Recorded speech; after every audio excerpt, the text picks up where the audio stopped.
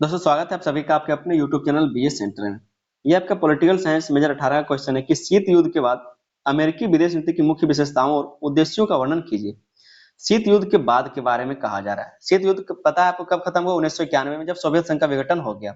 ये आपका 1945 से शुरू होता है, जब द्वितीय विश्व युद्ध मतलब खत्म हुआ। उसके बाद से शीत युद्ध शुरू हुआ और 1991 तक ये चला था। जब तक सोवियत संघ का विघटन नहीं हुआ तब तक ये चलता रहा। तो उस टाइम अमेरिकी विदेश नीति का मुख्य विशेषता क्या रहा है और उसका उद्देश्य क्या रहा है, इसके बारे में आपको बताना मोस्ट इंपोर्टेंट क्वेश्चन है। चलिए बिना देर के समझते हैं इस क्वेश्चन के आंसर को। चैनल पर दोस्तों नए हो तो आप लोग चैनल को सब्सक्राइब कर दीजिएगा। ये जरूरी है, आप लोग चैनल को सब्सक्राइब कीजिए, ठीक है। वीडियो को लाइक कीजिए, अपने दोस्तों में इसको शेयर भी कीजिए। एक इंपॉर्टेंट बात आपके लिए कि प्लेलिस्ट हम बना दिए हैं, लिंक आपको इसी वीडियो के डिस्क्रिप्शन में देखने को मिल जाएगा। तो जाइए आप लोग फटाफट क्या करें, सभी वीडियो को देखिए, अपने दोस्तों में उसको शेयर कीजिए ताकि आपके दोस्त भी अच्छे से पढ़ के जाए और एग्जाम में अच्छे मार्क्स ला सके। क्योंकि फेल होने का परंपरा आप लोग में रह चुका है। बीबीएमकेयू में बहुत सारे स्टूडेंट को फेल कर दिया जाता है। तो आप लोग अच्छे से पढ़ के जाइए, लिखिए एग्जाम में ताकि आप अच्छे मार्क्स ला सके। समझते हैं इस क्वेश्चन के आंसर को। कहा जा रहा है कि द्वितीय विश्व युद्ध के बाद विश्व राजनीति दो महाशक्ति संयुक्त राज्य अमेरिका और सोवियत संघ के बीच प्रतिस्पर्धा में बंट गई थी। जो द्वितीय विश्व युद्ध खत्म हुआ 1945 में, उसके बाद जो पूरा विश्व वो दो राजनीतिक महाशक्तियों के बीच में बंट गया था, प्रतिस्पर्धा में बंट गया था। इस प्रतिस्पर्धा को शीत युद्ध कहा जाता है। और यह जो प्रतिस्पर्धा था, कंपटीशन था कि कौन आगे बढ़ पाएगा, कौन सबसे पावरफुल हो पाएगा, सोवियत संघ हो पाएगा या फिर अमेरिका हो पाएगा। ये जो कंपटीशन था, प्रतिस्पर्धा था, इसी को शीत युद्ध कहा जाता है। लगभग 45 वर्षों तक चले इस संघर्ष का अंत 1991 में सोवियत संघ के विघटन के साथ हुआ। और जब 1991 में सोवियत संघ का विघटन हुआ तब जाकर के ये जो शीत युद्ध है वो खत्म हुआ, ठीक है। सोवियत संघ में कई सारे देश थे जिनका विघटन हो गया, मतलब वो सारे टूट गए। इसके बाद विश्व राजनीति में बड़ा परिवर्तन आया। और इसी के बाद क्या है, तो जब सोवियत संघ का विघटन हुआ तो इसी के बाद विश्व में जो विश्व का राजनीति उसमें बड़ा परिवर्तन आया और अमेरिका विश्व की सबसे शक्तिशाली शक्ति के रूप में उभरा। और अब अमेरिका जो है विश्व में सबसे शक्तिशाली शक्ति के रूप में उभर कर सामने आया। इस परिस्थिति में अमेरिका की विदेश नीति का उद्देश्य केवल अपने देश के हितों की रक्षा करना ही नहीं रहा। और अब जो है, क्योंकि अमेरिका विश्व का सबसे शक्तिशाली शक्ति के रूप में उभरा हुआ है, तो ये चाहता है कि हमारा जो नीति है, विदेश नीति है, वो सिर्फ हमारे देश तक सीमित ना रहे, हमारे देश के हित के लिए तक सीमित ना रहे, बल्कि आगे भी प्रयास किया जाए, विश्व को संभालने का प्रयास किया जाए, बल्कि विश्व राजनीति, वैश्विक अर्थव्यवस्था और अंतर्राष्ट्रीय सुरक्षा व्यवस्था को प्रभावित करना भी बन गया।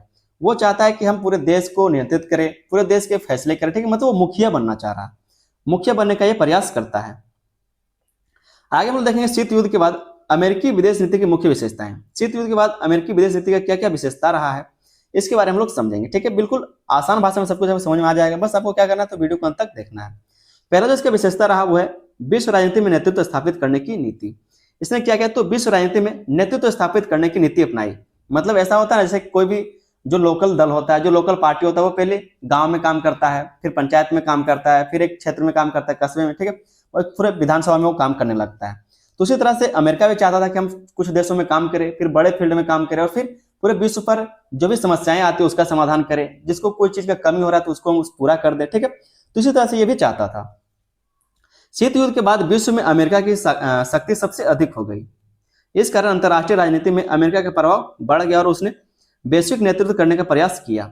और इसी कारण क्या कहा जा रहा है कि अंतर्राष्ट्रीय राजनीति में अमेरिका का प्रभाव बढ़ गया और उसने क्या किया, तो वैश्विक नेतृत्व करने का प्रयास किया। मतलब पूरे विश्व का वो नेतृत्व करने का प्रयास करता है।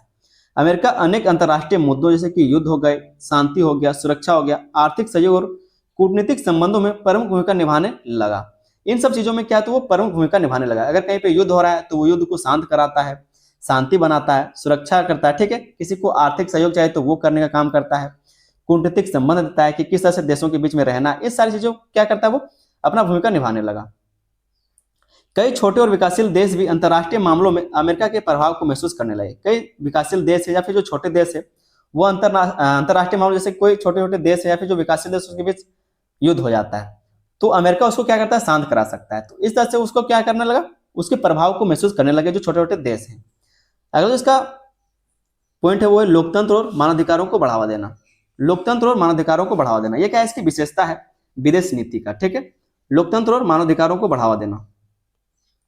अमेरिका की विदेश नीति की एक प्रमुख विशेषता यह है कि वह विश्व में लोकतंत्र को बढ़ावा देना चाहता है।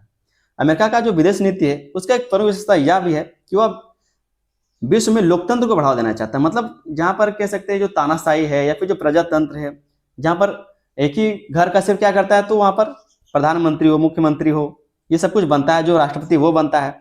तो इन चीजों को वो खत्म करना चाहता है, वहां पर लोकतंत्र लाना चाहता है। इसके साथ ही वह मानवाधिकार की रक्षा पर भी जोर देता है। मानवाधिकार का मतलब क्या है, जहां पर सभी व्यक्तियों को स्वतंत्रता का, समानता का अधिकार दिया है, तो उसी को मानवाधिकार कहा जाता है। इसके साथ ही क्या करना चाहता है अमेरिका, तो मानवाधिकार की रक्षा पर भी जोर देना चाहता है। अमेरिका कई देशों में लोकतांत्रिक व्यवस्था को मजबूत करने के लिए राजनीतिक और आर्थिक सहायता देता है तथा तानाशाही शासन का विरोध करता है। जो तानाशाही शासन है उसका विरोध करता है, और किसी भी लोकतांत्रिक व्यवस्था को मजबूत करने के लिए वो राजनीतिक और आर्थिक सहायता भी देता है। अगला जो इसका विदेश नीति का विशेषता है वो है आतंकवाद के विरुद्ध कठोर नीति। आतंकवाद के विरुद्ध कठोर नीति।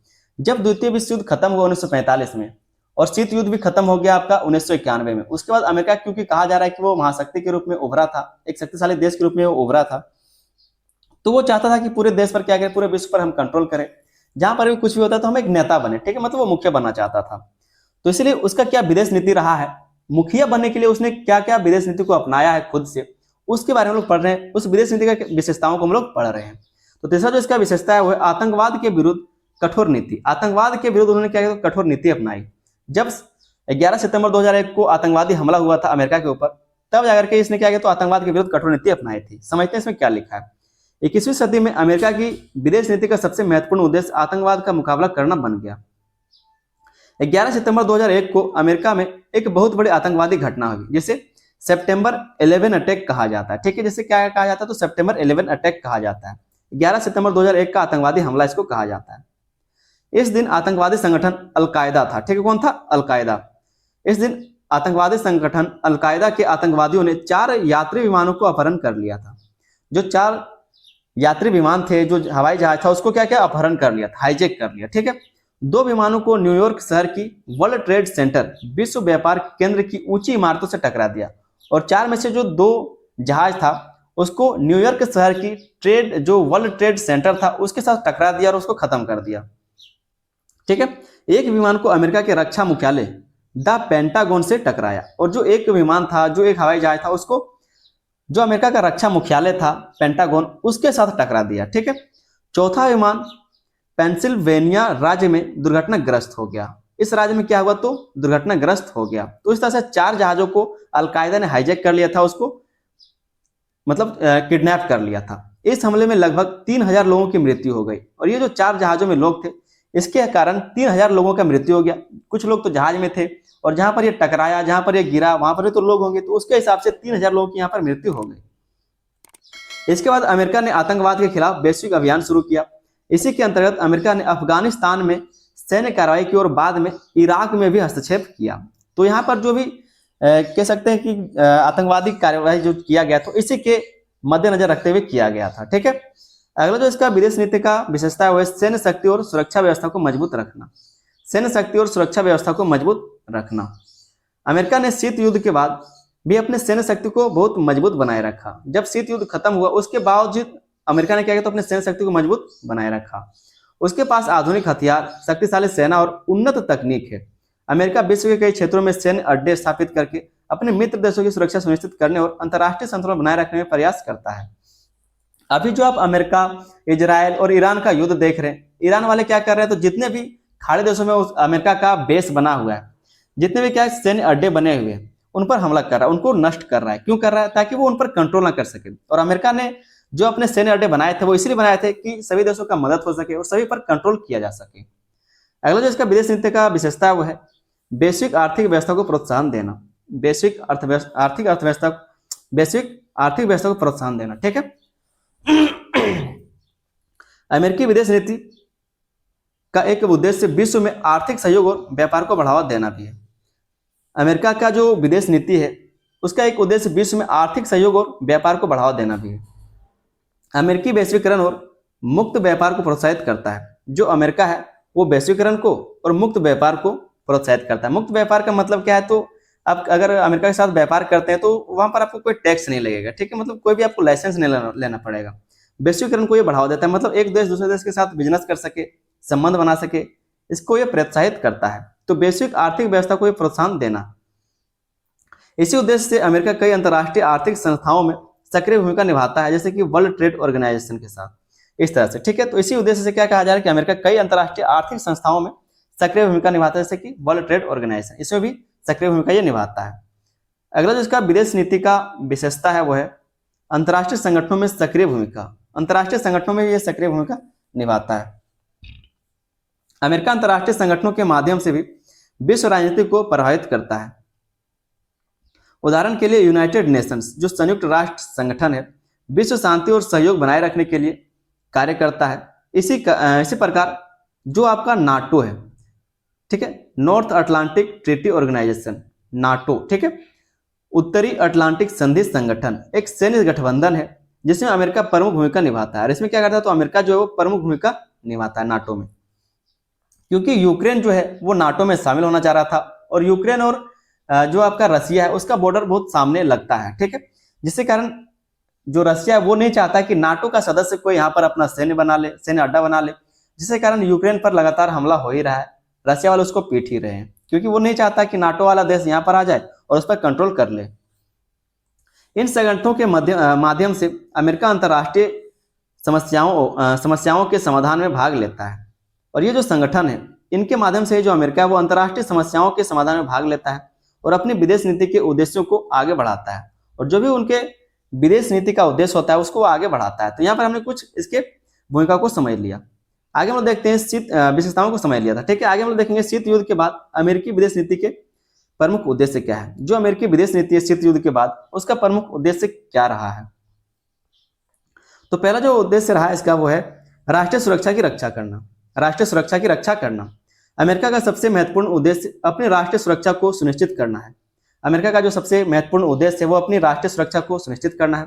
वह किसी भी संभावित खतरे जैसे कि आतंकवाद, परमाणु हथियारों का प्रसार या अंतर्राष्ट्रीय संघर्ष से अपने देश की रक्षा करना चाहता है। वो नहीं चाहता कि परमाणु हथियार का प्रसार हो, मतलब परमाणु हथियार और भी कोई देश बनाए, आतंकवाद को बढ़ावा दे, या फिर इन सब संघर्षों से वो अपने देश को क्या करता है, रक्षा करता है, दूर रखने का प्रयास करता है। ये सब क्या इसका उद्देश्य है। जब कह सकते हैं कि जो द्वितीय विश्व युद्ध खत्म हुआ, जब आपका शीत युद्ध खत्म हो गया, उसके बाद ये सब क्या है, तो विदेशी नीति का कुछ उद्देश्य अमेरिका का। दूसरा इसका उद्देश्य रहा हुआ है विश्व राजनीति में अपना प्रभाव बनाए रखना। विश्व राजनीति में अपना प्रभाव बनाए रखना इसका क्या है, तो इसका उद्देश्य रहा अमेरिका का। अमेरिका यह चाहता है कि विश्व राजनीति में उसका प्रभाव और नेतृत्व बना रहे, इसलिए वह विभिन्न क्षेत्रों में राजनीतिक, आर्थिक और सैन्य गतिविधियों के माध्यम से अपनी उपस्थिति बनाए रखता है। मतलब अलग अलग देशों में अपनी जो उपस्थिति वो बनाए रखता है, चाहे वो सैन्य तरीके से हो, राजनीतिक तरीके से हो, आर्थिक तरीके से, मतलब किसी न किसी तरीके से अपनी गतिविधि को बनाए रखता है। अगला इसका उद्देश्य रहा है वह आर्थिक हितों की रक्षा और विस्तार। आर्थिक हितों का रक्षा करना और उसका विस्तार करना। अमेरिका की विदेश नीति का एक महत्वपूर्ण उद्देश्य अपने आर्थिक हितों की रक्षा करना भी है। इसके लिए वह अंतर्राष्ट्रीय व्यापार, निवेश और तकनीकी सहयोग को बढ़ावा देता है ताकि उसकी अर्थव्यवस्था मजबूत बनी रहे, ताकि जो उसकी अर्थव्यवस्था वो मजबूत बनी ही रहे। तो आर्थिक हितों की रक्षा और विस्तार करना इसका उद्देश्य रहा है। अगला जो इसका उद्देश्य वो है विश्व शांति और स्थिरता बनाए रखना। विश्व शांति और स्थिरता बनाए रखना। अमेरिका अपने विदेश नीति के माध्यम से विश्व में शांति और स्थिरता बनाए रखने का प्रयास करता है। संघर्षों को कम करना, सहयोग को बढ़ाना और वैश्विक समस्याओं के समाधान में भाग लेना उसके प्रमुख उद्देश्यों में शामिल है। क्या क्या, तो संघर्षों को कम करना। अगर कोई देश युद्ध कर रहा है, मतलब बातचीत से वो चीज़ हल नहीं हो पा रहा है, तो उसके लिए वो काम करता है।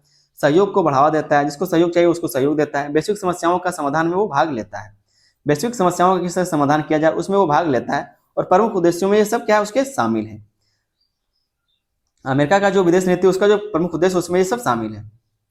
आगे एक छोटा सा हम लोग निष्कर्ष को देखेंगे। शीत युद्ध के बाद अमेरिका की विदेश नीति अधिक सक्रिय और प्रभावशाली बन गई। जो शीत युद्ध वो खत्म हो गया, उसके बाद अमेरिका का जो विदेश नीति वो अधिक सक्रिय बना और प्रभावशाली बना है।